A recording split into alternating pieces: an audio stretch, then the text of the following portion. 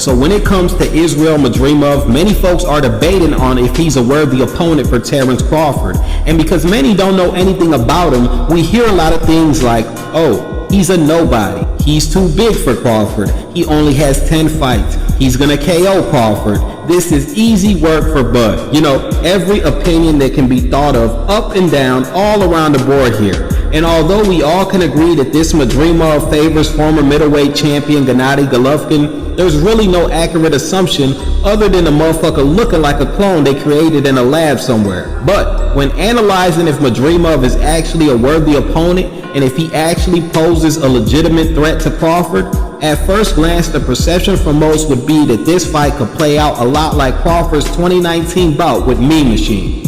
A bout where Crawford ended up being victorious via TKO in the 9th round after dropping Mean Machine 3 times, but also touching the canvas 1 time himself in the 3rd round in what was ruled to be a slip by the referee.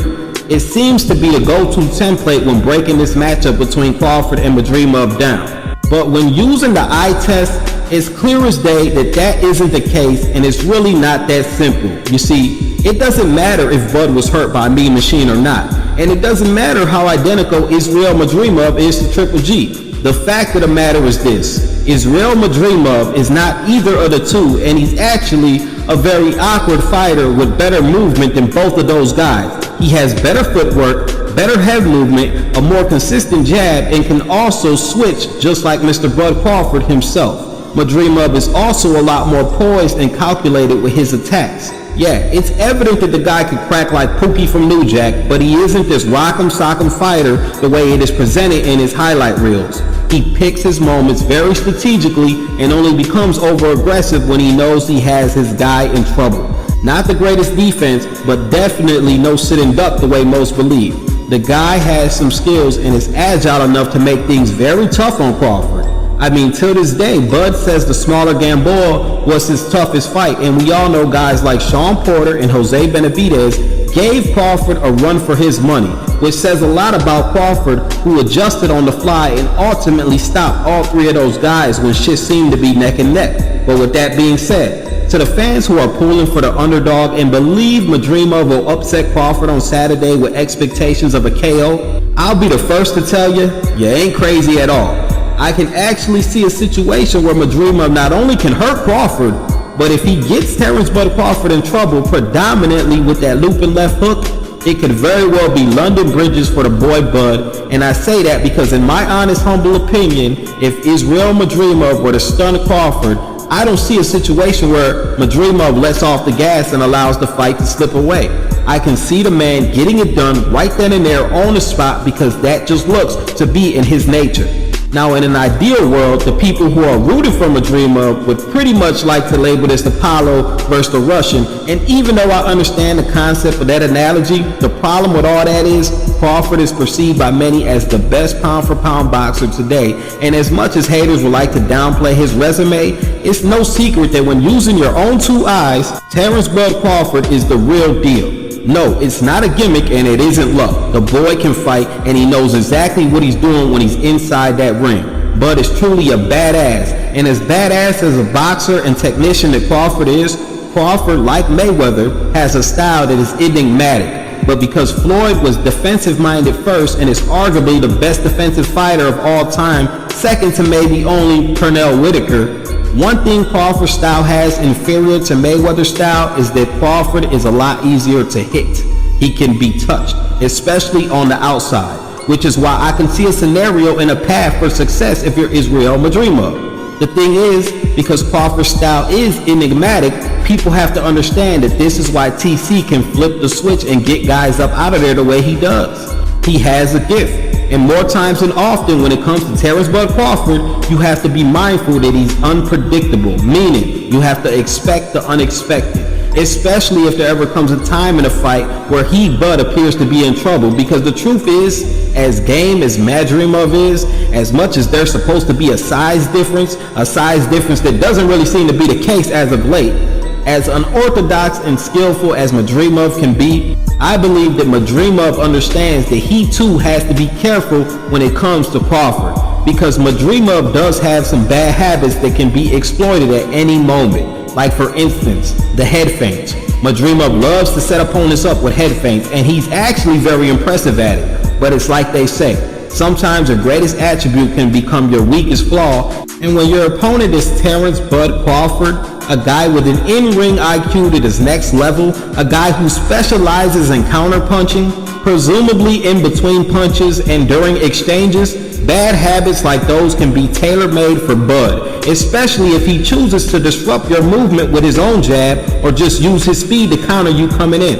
Madrimov also likes to drop his left hand when fighting from the orthodox position, which is why the majority have Crawford as the favorite, not just from a resume standpoint, but a stylistic one as well. Like, I know no one knows who Madrimov is, it's really a no-brainer, but he is the 154 world champion, he is the naturally bigger guy on paper, and he is undefeated. If we're really being honest, Madrimov being an unknown is what makes the fight that much more intriguing, and why some fight fans are actually picking him for the upset.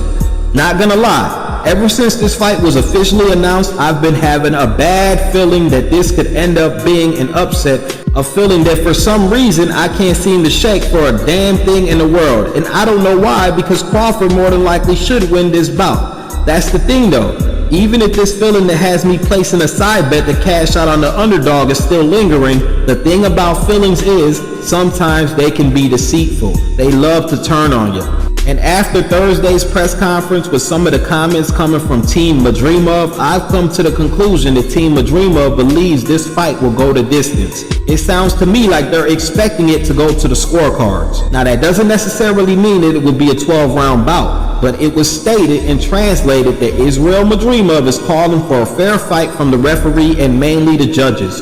Madrimov was vocal that he wants a fair decision from the judges, as a member from his team went on a borderline rant about the corruption in boxing and how judges have been ruining the outcome of said bouts. A fair point can be made that they have every right to be on edge when it comes to the possibility of a robbery, being that Crawford is the American fighter and the favorite with a massively larger following in a sold-out bout that will be taking place in the city of Los Angeles.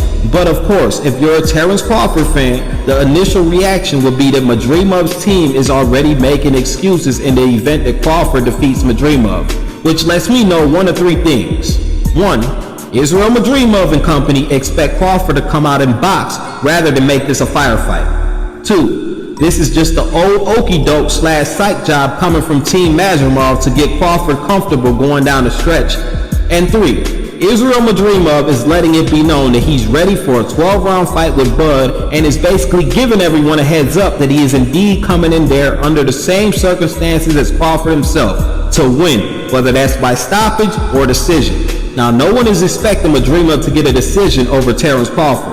I mean, the attitude for most would be, you gotta be fucking kidding me, am I right? But we must remember that Madrimov has already stated on more than one occasion that Terence "Bud" Crawford is his favorite fighter. He knows what he's up against in Terence Crawford and respects Crawford, as he very well should. Meaning, Team Madrimov is prepared for every and anything come fight night. So if Bud is looking to win by decision, we must keep in mind that Madrimov is the champion, which means he more than likely will try to be the aggressor in an attempt to eliminate Bud from any favoritism on the scorecards, all the while remaining disciplined enough not to fall into any traps, which could also result in a draw if Crawford doesn't beat him convincingly. And although controversy isn't what anyone is hoping for, I guess it sounds good for anyone expecting the fight to deliver. Because if not, we might end up stuck in a reality that Madrimov would just end up being the Yildirim to Crawford's Saul Canelo Alvarez, resulting in every single one of us saying that we should have known better. Also, something to really keep an eye out for is the fact that Crawford never really had any controversial wins in his professional career, so it's mind-blowing to me why anyone would think that would start to be the case now. But after promoter Eddie Hearn's comments during an exchange this week with Crawford about his 2014 bout with Ricky Burns, it's making me wonder if maybe in the grand scheme of things, Eddie Hearn is the agent of chaos here who is planting seeds of doubt and trying to manipulate a narrative in Madrimov's favor. Guess we'll find out soon enough. But for now, all I can say is buckle up. Pop off.